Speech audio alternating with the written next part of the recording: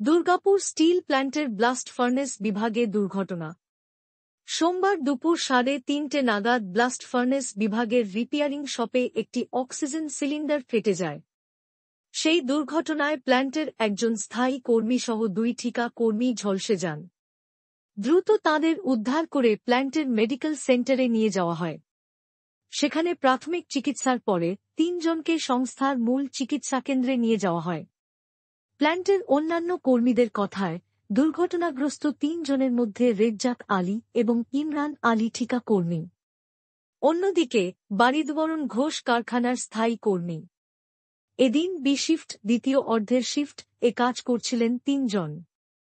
রিপেয়ারিংয়ের দোকানের oxygen cylinder দিয়ে একটি যন্ত্র খোলার কাজ চলছিল। হঠাৎই অক্সিজেন সিলিন্ডারটি ফেটে যায়। এই দুর্ঘটনায় সামনে থাকা রেজ্জাক, ইমরান ও বারিদবরণের মুখ ঝলসে যায়। আহত হন ইমরানও। আতঙ্কিত হয়ে পড়েন সহকর্মীরা।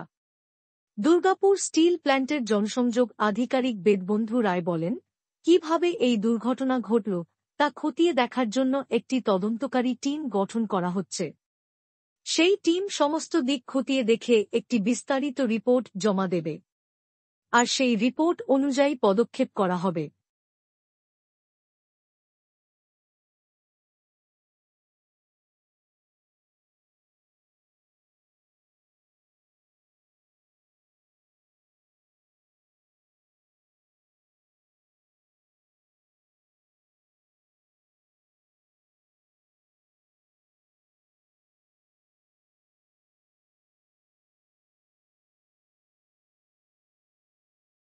ঘটেছে দুর্গাপুর ইস্পাত কারখানার ব্লাস্ট ফার্নেস ডিপার্টমেন্টে।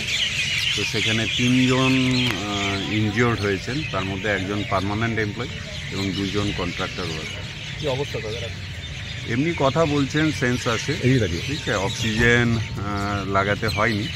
আমরা ডক্টরের সঙ্গে কথা বললাম, তো দে আর আন্ডার ট্রিটমেন্ট, এবং আমরা বলেছি যে সেরকম যদি বোঝেন তাহলে আপনারা এখান থেকে রেফার করে দেবেন বেটার কোনো জায়গায়। তো ডাক্তার আমাদের সঙ্গে একমত হয়েছেন, উনি দেখছেন, ডক্টর সহায়ক আন্ডারে ওরা রয়েছে। তো মূলত 2 জন কন্ট্রাক্টর ওয়ার্কারের ইনজুরিটা একটু বেশি, তো সেই রেসপেক্টে আমরা বলেছি। ডক্টর বলেছেন যে আমরা একটু দেখলে সেরকম হলে আমরা রেফার করি। কি করে এই দুর্ঘটনা ঘটলো? কারখানায় বারে বারে দুর্ঘটনা ঘটছে, রাষ্ট্রায়ত্ত কারখানা বা রাষ্ট্রায়ত্ত সংস্থা, এত বড় ইস্পাত কারখানা। আপনারা এই বিষয় নিয়ে কারখানা কর্তৃপক্ষের কাছে কি দাবি রাখছেন? অবশ্যই বারবার সেফটি নিয়ে সজাগ হওয়ার কথা বলা হয়, সবাইকেই বলা হয়, এবং আমাদের প্ল্যান্টের ভিতরে সেফটি কমিটিও আছে, যেখানে ইউনিয়ন এবং ম্যানেজমেন্ট রয়েছে। প্রতি মাসেই প্রতি 15 দিন অন্তর এগুলো ডিপার্টমেন্টাল সেফটি কমিটি রয়েছে, সেখানে পর্যালোচনা করা হয়। এবং দেখুন, একটা কারখানা মূলত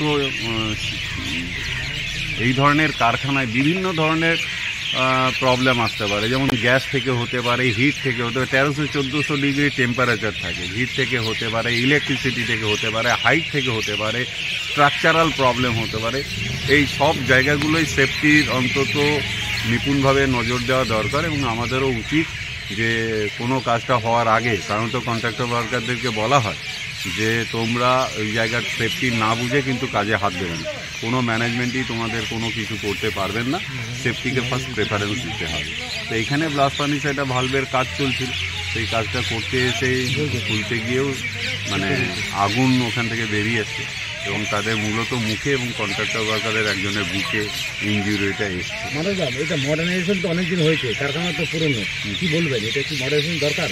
মডার্নাইজেশন দেখুন, মডার্নাইজেশনের প্যাকেজ অলরেডি শুরু হয়েছে। 3,500 কোটি টাকা ডিএসপি ইনপুট হয়েছে, যেখানে বারমিল তৈরি হতে যাচ্ছে, নতুন একটা ব্লাস্ট ফার্নেস হচ্ছে, এবং এগুলোও পুরনো হয়েছে। রেকটিফিকেশন দরকার, অতি অবশ্যই রেকটিফিকেশন দরকার। সেদিন আমরা ম্যানেজমেন্টের সঙ্গে একটি প্রতিনিধি দল দেখা করেছিলাম, সেখানে গিয়ে দাবি করেছি যে ধরনের প্ল্যানগুলো তৈরি হলো তার যাতে উপযুক্ত মডার্নাইজড ওয়েতে আবার নিয়ে আসা হয়, বা যে সেফটি অ্যাপ্লায়েন্সেস প্রয়োজন বা যে সেফটি সিকিউরিটিগুলো প্রয়োজন পড়ে, যে গার্ড দেওয়ার প্রয়োজন পড়ে, সেগুলোর দিকে উপযুক্ত দৃষ্টি রাখার জন্য। আমার নাম মানস অধিকারী, কোর কমিটির সদস্য।